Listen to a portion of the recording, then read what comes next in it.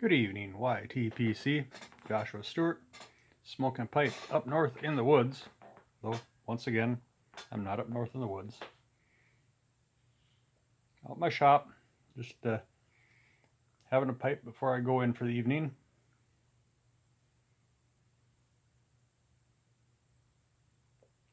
Just thought I'd share with you all tonight my first pipe. Some of you that watched the video the other day when I was doing the Cult Blood Red Moon will say, well, didn't you show us your first pipe? Well, no, that was the first, what would I say, the first semi-briar, it wasn't briar, but the first pipe that I spent more than a couple bucks on, it was still a cheap pipe, but Chinese pipe, and it's about done for. We'll be retiring that very soon. But anyway, tonight I'm smoking my very first pipe. One I made myself last summer when I was kind of considering getting into pipe smoking. When I made it, I didn't consider myself a pipe smoker yet.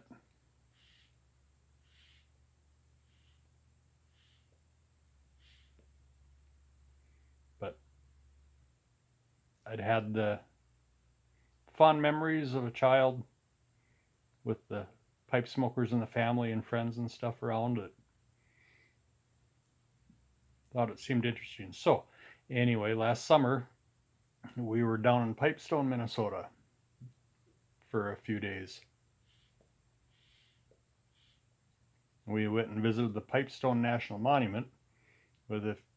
If you're familiar with that, you know that the pipestone, I think it's called catlinite for a mineral name, but the pipestone was what was used to make peace pipes. And apparently all the tribes for hundreds of miles around had treaties or whatever in place that the quarry for the catlinite, for the pipestone, was, everybody was friends there, and everybody, it was a peaceful place. I don't know if that's why they call them peace pipes or not, but anyway, so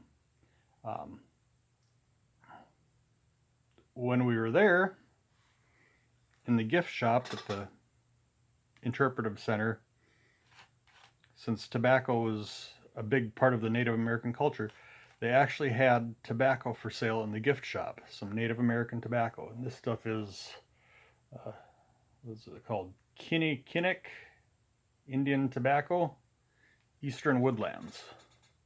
So that's what I'm smoking. And the very first pipe that I made out of a chunk of catlinite, I took a wooden dowel, drilled a hole through it. Obviously this pipe doesn't smoke very good.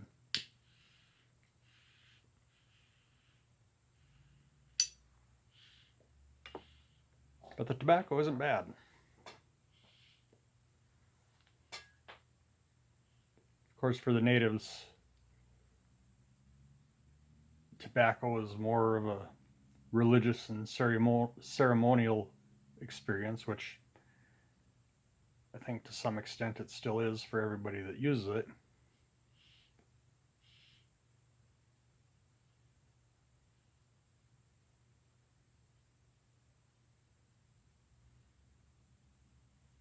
But whenever I smoke this blend, out of respect for the natives, the Native Americans that kind of introduced the world to tobacco, I always think back to them.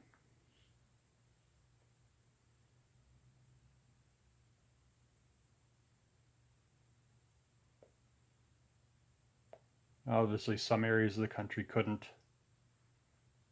grow tobacco, but apparently there was some pretty elaborate trade networks in place even prior to Europeans. And even where traditional or regular tobacco wasn't available, they would still smoke their whatever herbs were available. And I think I checked out the ingredients for this one once. I don't remember, and it was like a week after I bought it. I looked it up. And there's some of the herbs in it.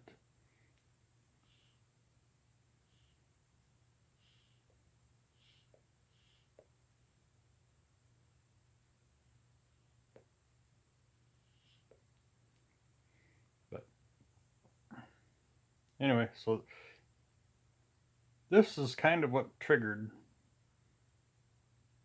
my whole entrance into the pipe smoking hobby. In fact, I didn't even know that this stuff was in the gift shop. My sister-in-law happened to, well, it was kind of a family reunion trip when we were there. My sister-in-law bought some tobacco, and so I thought, well, maybe go take a look what they have there too. So I bought they had it, I don't know, like an ounce or ounce and a half in a Ziploc bag.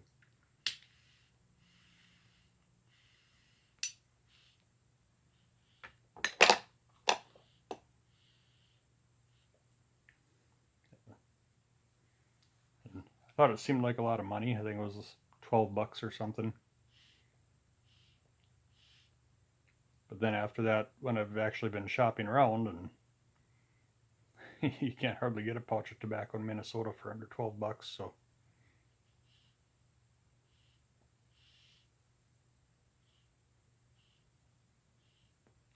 it wasn't that bad of a deal. In fact, I think,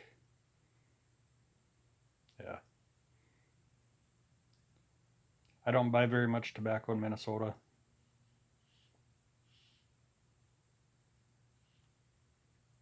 I go to North Dakota pretty regularly for work, so that's usually, if I buy it at a brick and mortar, that's usually where it's at.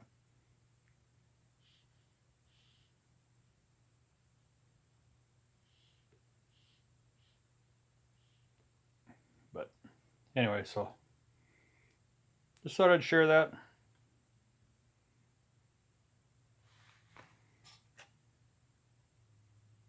Kinni-Kinnick Eastern Woodlands. Oh. See what YouTube will pick up for a thumbnail there.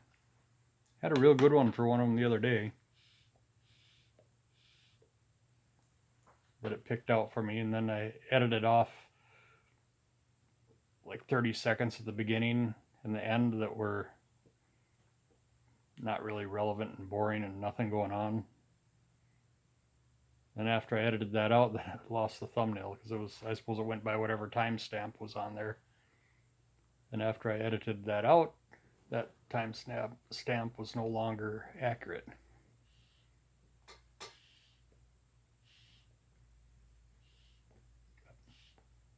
Anyway, I'm going to hang on to this pipe. I don't think I'm going to do too much to it. I think I'm going to make a new stem for it, because this stem, like I say, is just a dowel rod.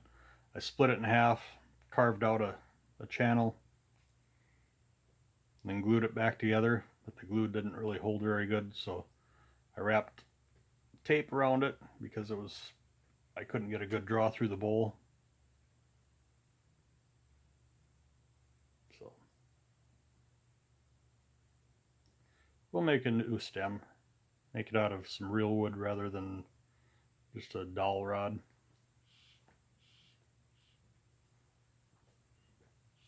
Yeah, it's hard to keep it lit. One nice thing about this is the bowl actually, as you're smoking, you can see exactly how your embers are doing. It's like, so this isn't the traditional peace pipe shape, obviously, but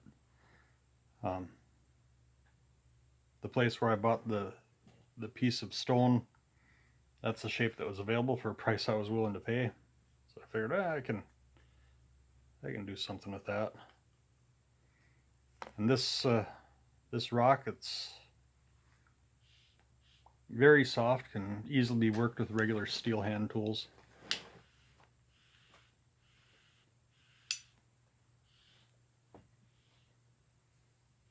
carve it with a knife if you want.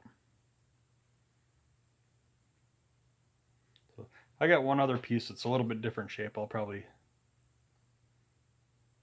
make another pipe out of that someday. But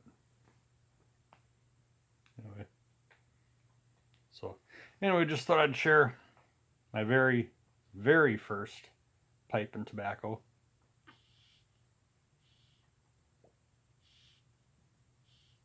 Which would have been July of last year. I didn't consider myself actually starting smoking until about August.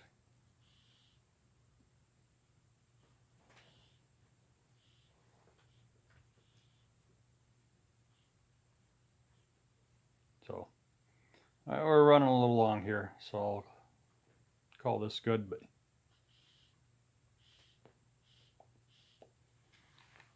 I'll finish this up and you all have a good night. Joshua Stewart, smoking a pipe up north in the woods.